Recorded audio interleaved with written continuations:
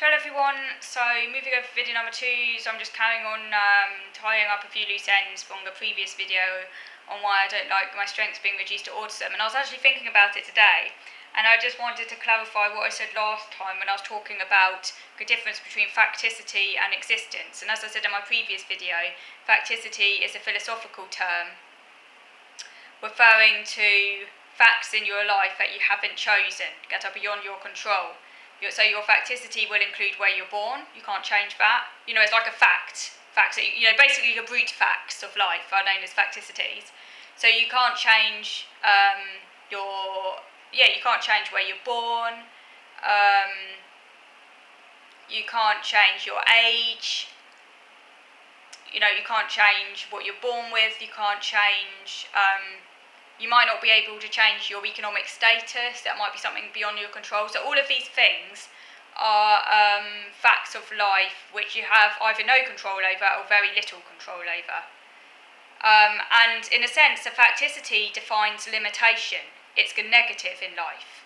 It's a negative because anything that you can't control, or that you either can't control or have very little control over, or very little agency over, is the antithesis to existence, in the sense that it's the thingness of life, the stuffness. It's the thing that in a sense curtails what we might be able to do. It puts a cap, a limit on our transcendence. It's like a ceiling. So we have to live with that facticity. So we're not 100% free. Because we're always going to be burdened to some extent by the facticities that we have. And a person's facticity might be slightly different from person to person, everyone's got a different set of limitations. And anything that you haven't controlled is a limitation, because it's a negative in life. It's something you, as an agent, as a subject, have not chosen. So even the colour of my hair is a limitation. I might like the colour of my hair, but it's still something I didn't have a choice over what colour I had. So it's still a facticity, it's still a limitation. It's still in a sense a negative. A negative in a sense that, when I say it's a negative, I don't mean it's a bad thing. All I mean by that from a philosophical perspective is that as I haven't chosen the colour of my hair, even though I'm happy with the colour, so I'm not going to change it, but because I haven't chosen it, it's not something that I have brought into the world as a subject, as an agent. It therefore is outside of my transcendence. It's not a positive. Okay? Hope that makes sense. This is just obviously this comes from philosophy, but I'm also adding my own personal interpretation of the philosophy and what I think of facticity. I do think that facticity refers to negatives and limitations. I have a feeling that Sartre, who was a well-known philosopher, I think that's sort of what he meant by the word. Sartre actually saw anything that he hadn't chosen as a negative. And yet, that's part of the reason why death so terrified him, was because once he was dead, he would no longer be an existent, he'd no longer be an agent, he'd just be a thing, basically. So that is why, as I said in my previous video, I don't think that we could talk about strengths as being reduced to one's autism, because autism is a facticity and therefore autism can never be a positive. And when I say it can never be a positive, I don't mean that autism is a bad thing in a kind of how can I put it? I'm not saying it in terms of what we usually think of the word negative. We think of as bad, don't we? Negative doesn't always mean bad. It's after all, you have negative charges. Negative charges aren't bad, are they?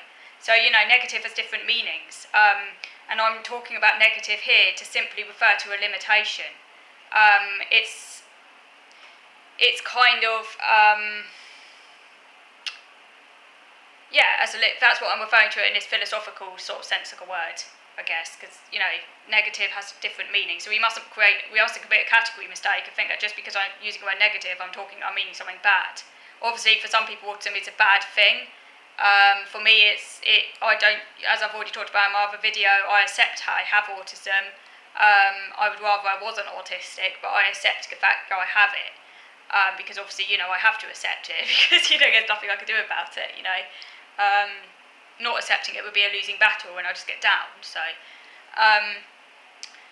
But yeah, obviously I do wish often, life would be easier without it, obviously. And if I could choose, I would actually choose not to have autism, as I think probably most people would. If we had a choice before we were born, would you like to have this life-limiting condition that makes relationships extremely difficult and other things? Would you rather have autism, or would you rather not have it? I think most people would probably say no, would rather not be autistic. Given a choice. So as I say, autism is a facticity. It's a negative in a philosophical sense of the word. Being a woman is a negative, and if you're a man, that's also a negative. It's a limitation because you didn't choose to be a man, I didn't choose to be a woman, and it defines what you're not. So if you're a man, you're not a woman, that's a negative. I'm not a man, that's a negative. As existing agents, we often want to be able to experience everything in a world, but that's not possible. So, in a sense, it's an assault to our agency if we can't choose something. But facticities are precisely what we cannot choose. That's why I think Sartre, I'm sure I read somewhere, gave what made him feel disgusted.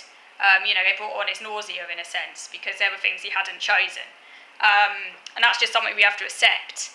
So, strengths are a positive, and by that means they cannot ever be reduced to a facticity. For something to be a strength, it has to be something that an existent has brought into the world. It has to be something that belongs to them as a free subject outside of their facticity. But as I said in my other video, obviously facticities, we don't live in a vacuum, and obviously our facticities are going to influence what we are capable of, and they're going to influence what we're capable of, make some things more likely than other things, make other things less likely, have a bearing on our strengths, influence our strengths. So obviously autism as a facticity is going to have some influence on our strengths. Although autism is defined by its limitations, and because autism is a medical condition, those limitations are codified. Obviously, for other facticities, the limitations are not codified unless it's a medical condition. So the limitations of me being a woman are not codified because that's not a medical condition.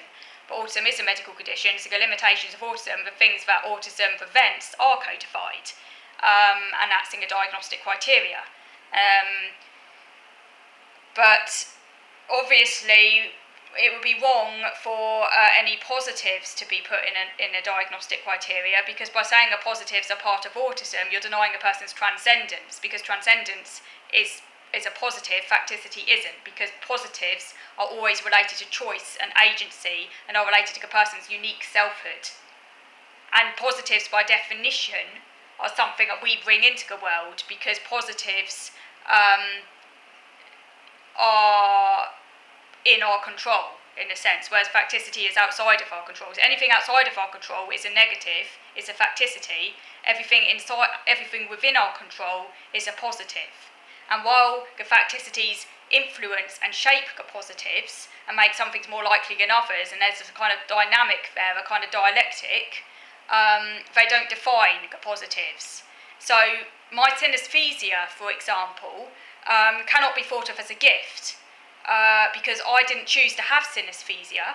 I like my synesthesia, by the way, but it's not a gift because I didn't bring synesthesia into the world. Synesthesia is something that I didn't choose. So even though it might, how can I put it? Even though the synesthesia, I might like having a synesthesia, it's not a gift. But, however, how I relate to the synesthesia as someone with agency, what I do with it, I can bring gifts into the world. Sorry, how I can say is I can use my synesthesia to my advantage, but I can only do that, but I've made a choice to do that. So, basically, that's my transcendence there. So the positive itself isn't within the synesthesia, the positive is what I do with the synesthesia, if that makes sense. So that's why I don't like it when people say, strengths, that autism comes with strengths, because that's saying that all the strengths I have are reduced to something that I haven't chosen, whereas my strengths are things that are to do with how I've navigated through life and are related to my choices, are related to my freedom, are related to me as a unique person and what I've done with my life and things I've achieved. I'm not proud of having autistic because it makes no sense to be proud of your limitation. It makes no sense to be proud of something you haven't chosen. You can only be proud of something that you yourself have activated. So I'm proud of my knitting. I can't be proud of my autism. Just as I can't be proud of my hair and I can't be proud of my synesthesia, because that does not make philosophical sense. That's a category mistake, a misuse of the word proud, and a misunderstanding of what pride should actually mean. Do let me know what you think about all of this, because it's my own take on the matter.